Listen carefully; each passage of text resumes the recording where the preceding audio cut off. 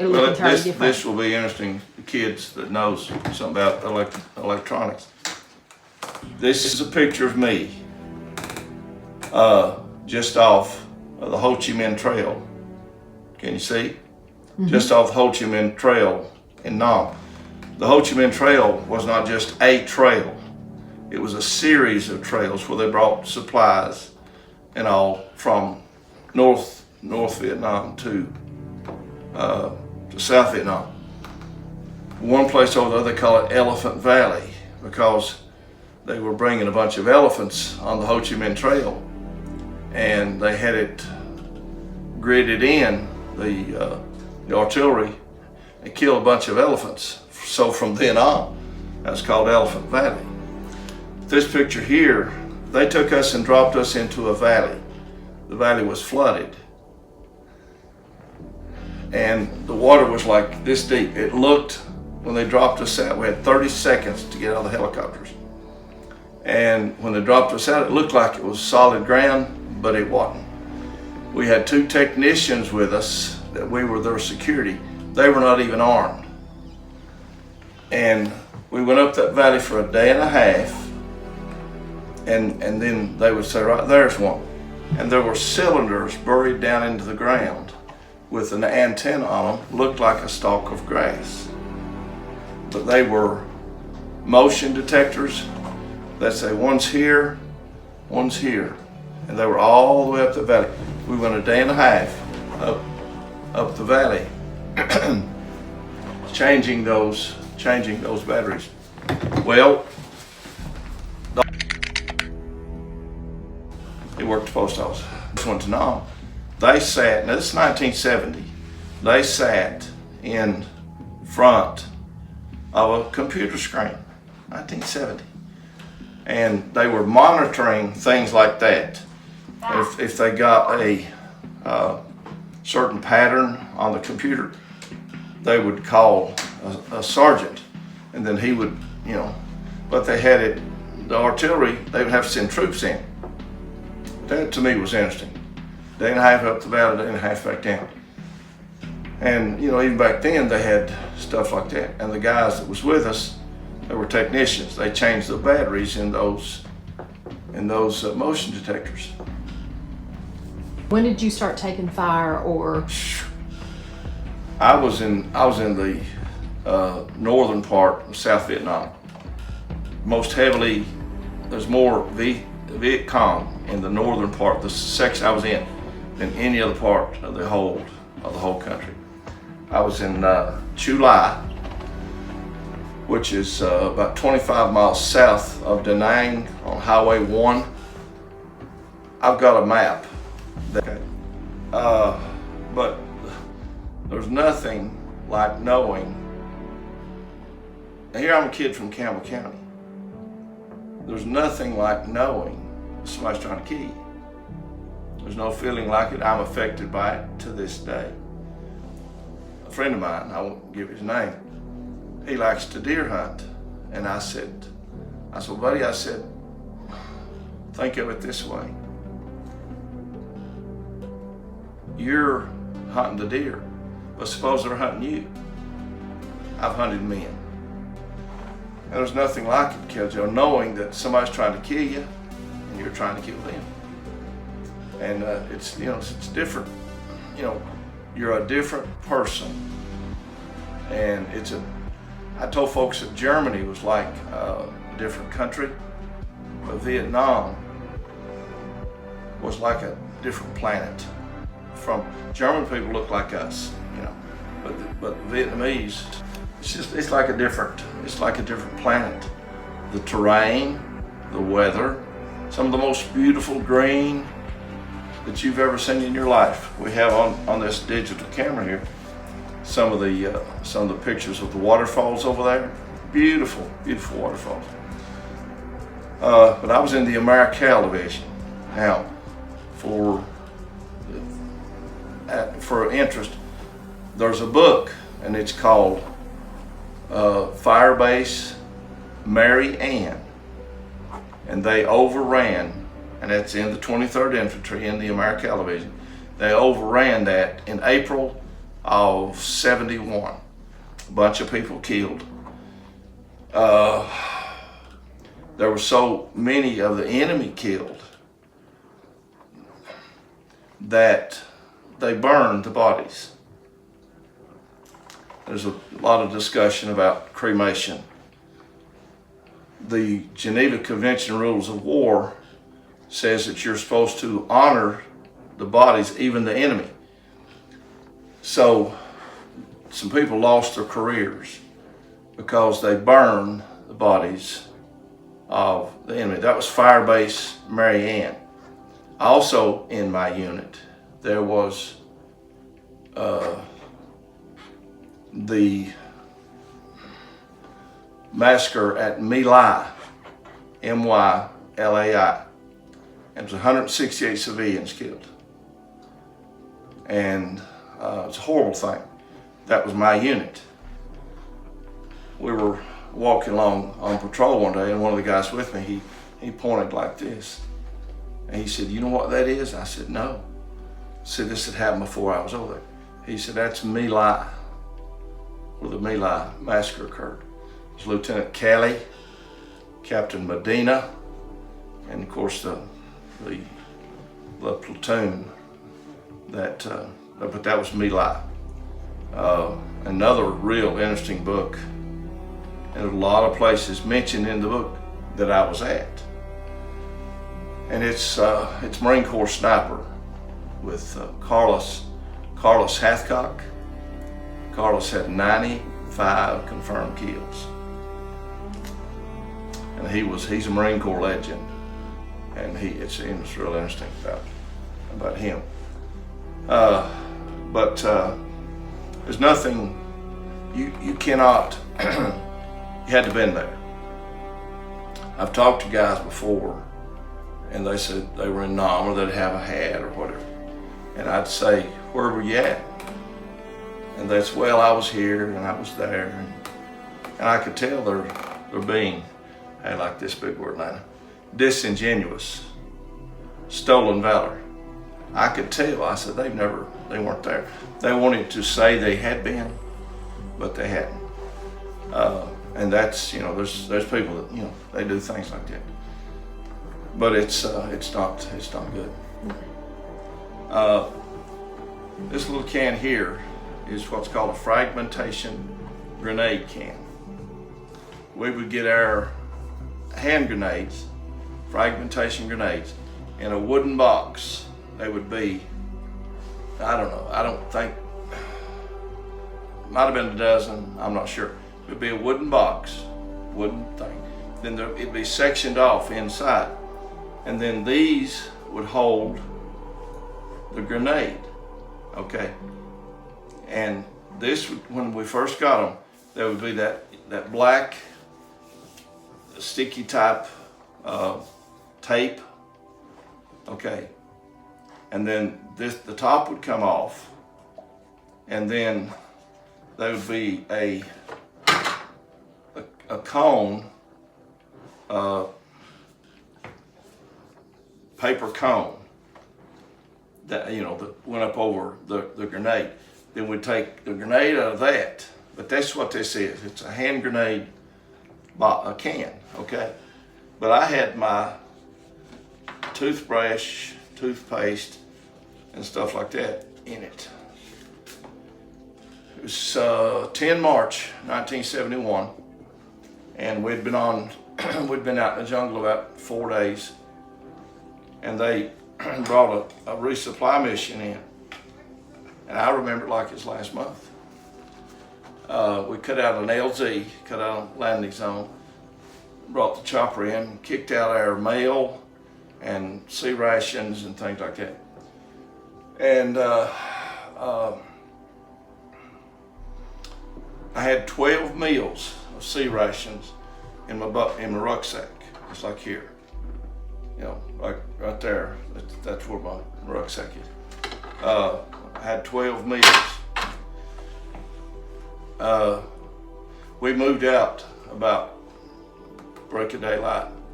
Most dangerous time in combat is first light and last light, just to break in daylight. So when it started getting where we could see, we stayed as high as 21 days in the jungle. And so when we started, we moved out the next morning. They had kicked out a couple of new guys.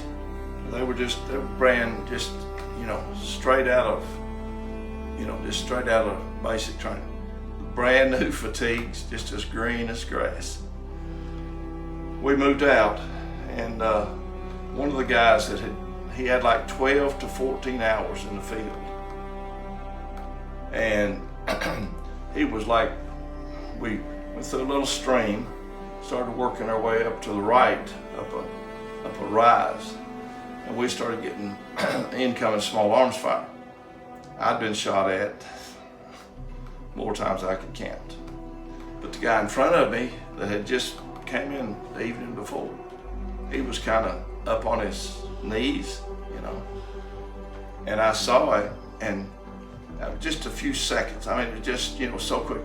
But I took like one step, and I fell on top of him, and I said, "Man, get down," like that. And I'm young, a lot stronger than I am now, a lot more strength and breath and everything else. But I fell on him. I said, "Man, get down." And I had this in the upper part of that rucksack. Now, I didn't even know this, but because the rucksack was full of sea rations, the sea rations cans, stacked one on top of the other, I could, after I got out of the hospital, the Chulai evac hospital, after I got out of the hospital, back in the rear, and they, I could take my fist like that and put them in the hole that at least 2 rounds had hit in the rucksack. Didn't hit my body, they hit the rucksack. And the cans, kept me from being paralyzed or killed or whatever. One went through here, and then one ricocheted with my leg. Now I can feel the round right there. Still got it to this day. But I thank God for the United States Army. It took about 2 hours. The medic, was the Puerto Rican guy, he bandaged my leg up, and the rest of the guys waited for about 2 hours. Security, and it took about 2 hours for the chopper to come get me, and came out of the. It came out of the north, and they dropped what's called a jungle penetrator. It's a cable that come down out of that chopper. We were not in real heavy triple canopy jungle, but we were in enough that they'd have where to, they'd have a landing zone for the chopper. They dropped this cable down, and there's a thing like this. It's scissored out. And then they helped me get on that. They took left my personal stuff in my rucksack, put my M16 through here like this, and I held onto that cable, and they started to fly. And that was a hoot of a ride. Those things go 165 miles an hour. And they started winching me up, and then they started to fly. Get that $1 million helicopter out of it. But I was in shock. I had 0 pain, and I had a hole in my leg that big. I looked, I saw blood. Didn't feel it. I had no pain. None, not a bit. It was like you took 2 thumbs and put pressure on my leg. So, but I said, I'm going to get to sleep between white sheets tonight, and I did. I was at the evac hospital, and when they took me in to the triage area, there was a Vietnamese, and I don't know whether he's east or west, north or south. There was this wounded Vietnamese laying over here, and Kelly's got this little baby over here, and I was in the middle. And I lay there. I thought, my God, I was in shock.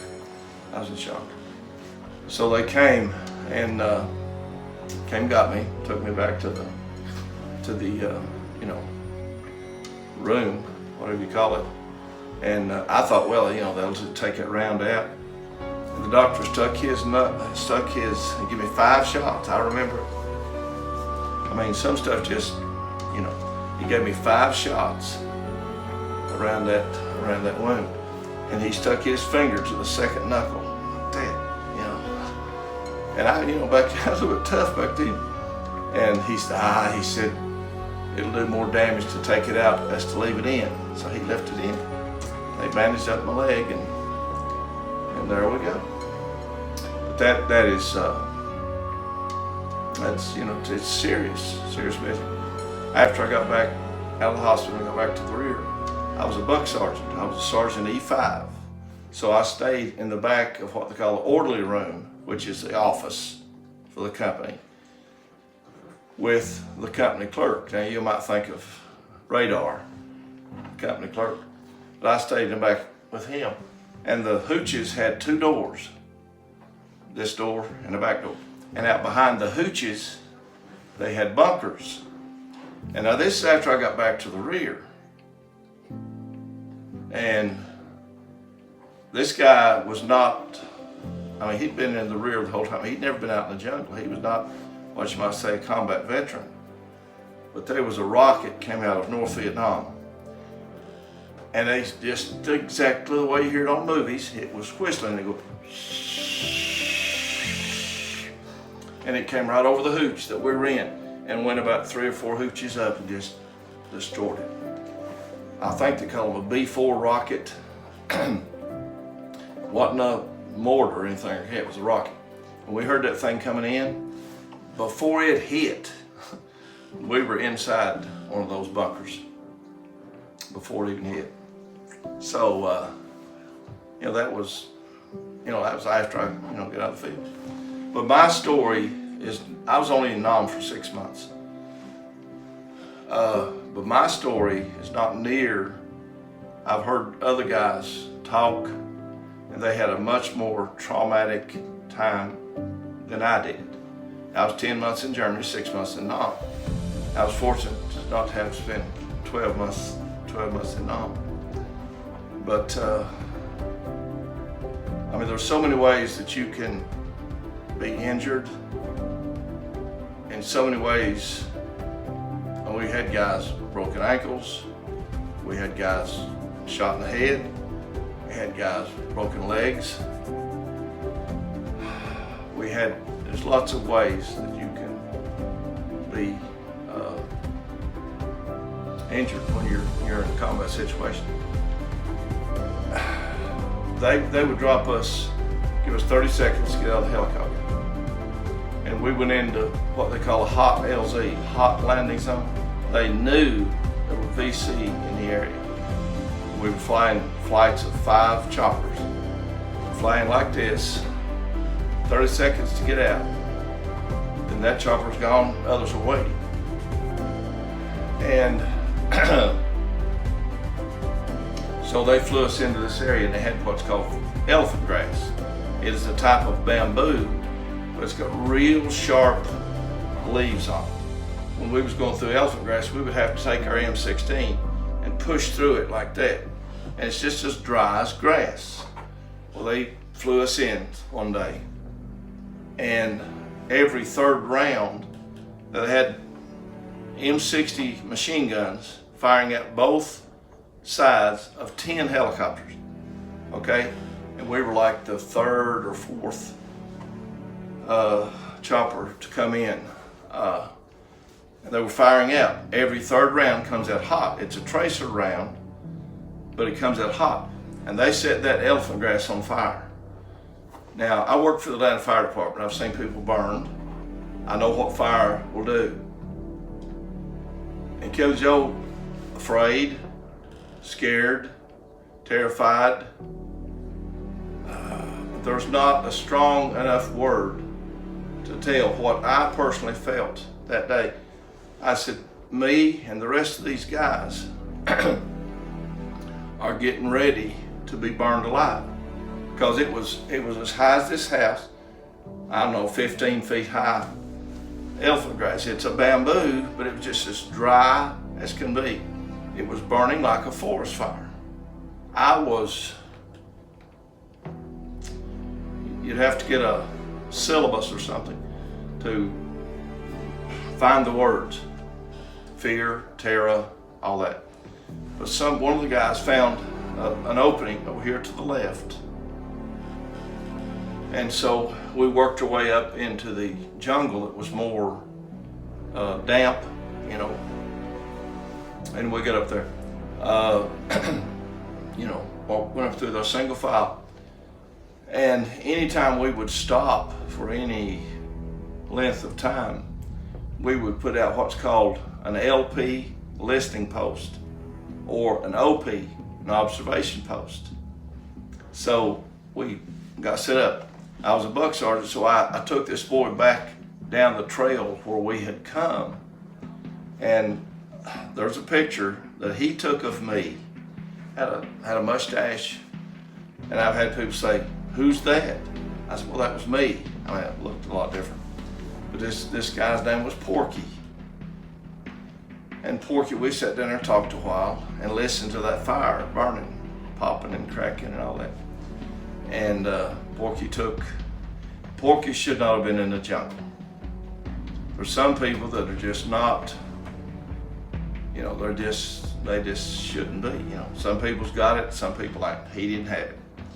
He had joined the military to be an eyeglass specialist, and he failed the school, so they put him in the infantry. And the reason I remember that is because he took the picture.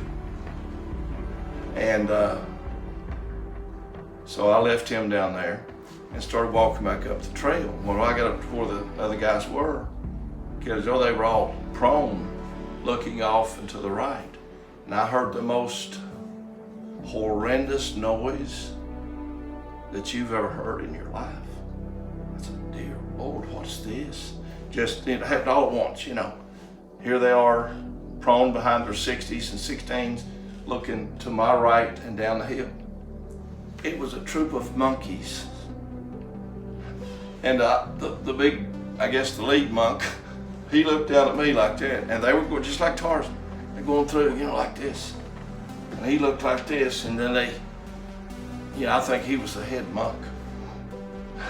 But they worked their way, you know, on up that ridge. But the sad part was, Porky, most dangerous time in combat. First light and last light. Not a real long time. After that, Porky raised up. Don't even know his name. Remember his nickname was Porky. He raised up. They shot him right through the head. And the sniper shot and killed him. And I thought of things like that. Well, the different things about Nam in World War II. Guys in World War II had, with all the horrible times that they went through, they had time to decompress. They would have like 3 weeks on a troop ship coming back with some of the guys they knew, some of the unit they was with. Some of the guys had similar experiences, so they had a time of decompression to talk and rest. One of the big reasons that veterans kill themselves is financial. But anyway, they had time to decompress. We didn't have that.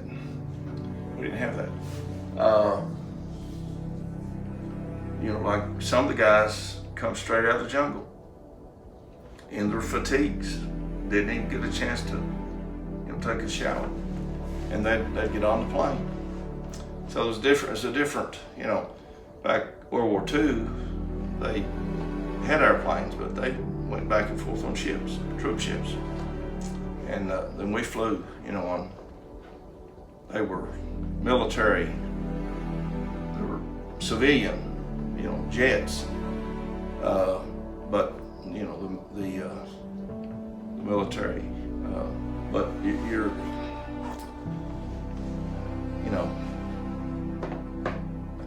but there's I've got friends that had a lot more trauma than I did. I love them to death. He spent 15 months in Nam as a Marine.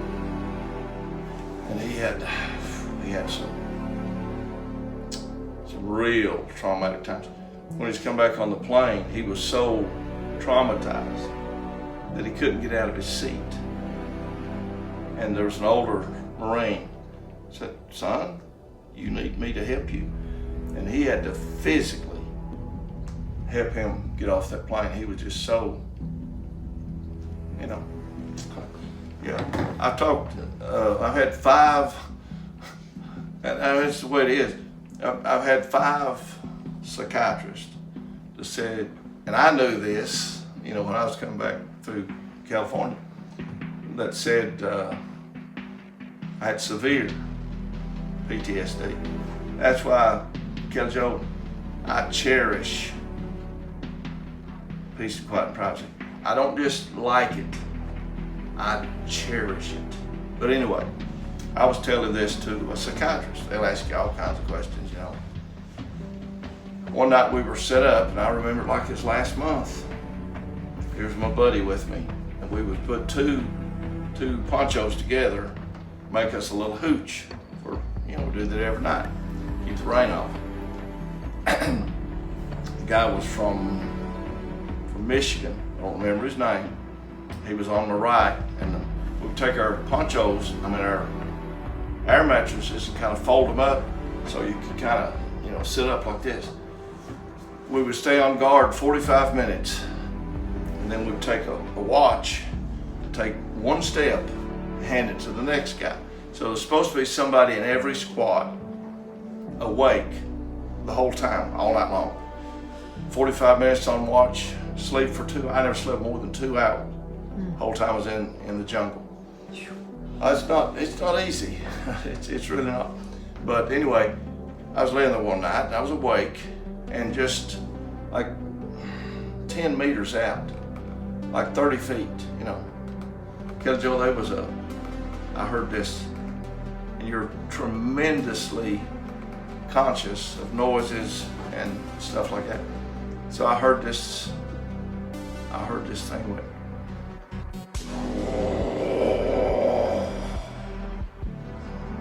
and I said, goodness gracious. And it just, 10 meters out. I said, what in the world? So I felt around on the ground for a stick or a rock and I threw it in the direction. It was a Southeast Asian tiger. Those things are 400 pounds, most aggressive tiger in the world. And there were instances of when they would rush into a bunch of GIs and grab one of them and rush off with it. Now that's actually documented, that actually happened. And here I'm laying. See why I don't have trouble sleeping. And I heard that thing grab. Well, I told that to a psychiatrist. He said, I've done hundreds of these interviews. He said, I've never heard that one. I said, well, it's the truth. He said, yeah. He said, I believe you. He said, I believe you. He said, he said, I've just never heard it. I said, well, it's the truth. And he said, yeah. He said, I believe you. And I told Mike's a good friend of mine. Mike passed away. I told him the story about, the incoming small arms fire. And he said, I believe you. He said, I know you're telling the truth. He said, but I cannot believe it. I said, Mike, it's true, buddy. Had one round go through here, 2 to 3 rounds went back, one ricochet in the leg. He said, I believe you. He said, I cannot believe that happened. I said, Mike, it happened. He said, I believe you. He said, but I can't believe it. You know what I mean? You think you're laying there trying to sleep? Oh gosh. And we were on patrol one day, and I noticed guys behind me, my peripheral vision, they were pointing off to the side. Well, we got up to where we stopped. I said, what are you guys pointing at? They said, man, they said there was a snake back there. They said it was curled up that big, coiled up, East Tennesseans might say. But the largest snake in the world is an anaconda. The second largest snake in the world is a reticulated python. That's what they had in Nam. So you try to lay it out there on the ground from first light, from last light to first light. I never have liked snakes anyway. My grandpa might have been a Church of God preacher, but that, yeah. You don't play with snakes. Yeah. Oh no, I don't like snakes. Yeah, but the whole time we was over there, I only saw one snake skin, and they call it a two-step, and they say if it bites you, you take 2 steps and die. Now that may have been exaggerated, but they also had, and I don't think I knew this while I was over there, they had cobras. Dear Lord, deliver me from cobras. Whew. Oh, let me tell you another story. Mm-hmm. The unit I was with, some of the guys would have their t-shirts, headbands, no rank, no insignia. You couldn't tell a private from a captain. There's no way of telling. This was, if I was going to write a little story, it'd say 8 seconds from death. We had stopped on like a little bit of an open area, and but we looked like VC. We were dark. We looked like a bunch of Vietnamese with the headbands and stuff like that. Well, they had what's called a loach. It's a light observation helicopter. Pilot, and I think you could get like 3 other people in it. Small helicopter. But the loach would fly around and try to draw fire. They see movement, and they would try to draw their fire. And they are trained that from 8 seconds from when they make contact, when they see something, there's a cobra behind them, cobra gunship. And it is an amazing piece of military hardware. It's like a jet plane, but it's a helicopter. They got the gun mounts, got the rocket pods, the pilot, co-pilot. It's just like a jet plane. And we knew. We jumped up and started waving our arms. And Joe, loach is gone. Here come the cobra. I'm getting chills right now. But here come the cobra. And Joe, that thing pulled in on us like this. And at an angle. And we said, we're getting ready to die. And we jumped up, waving our arms, letting him know we didn't want any friendly fire. And he saw, but he was like this, getting ready. I mean, he was ready 8 seconds. They're trained within 8 seconds to open fire. And anyway, he saw, so he got out of the way. That was I mean, I had, a lot of experiences like that.